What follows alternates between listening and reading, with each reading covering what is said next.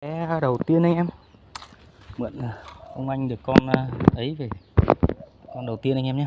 Mượn ông anh được con đít vàng về đánh. Hôm bữa có con mồi mà nó chết mất rồi, bị rắn nó cắn. Hôm nay phải mượn ông bạn về thì treo được con này không biết chống mái, nhìn mái quá anh em. Bắt sang đã nhá. Con này chim tơ anh em ạ, chim non anh em nhá, chim non anh em.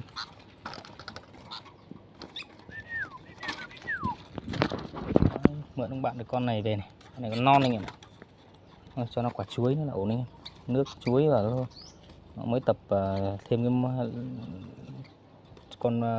con mồi này của ông bạn này, cũng là mồi tập sự thôi, về nó cũng hót mấy mà treo lên đây thì cho chuối vào là nó nhảy anh em nhé.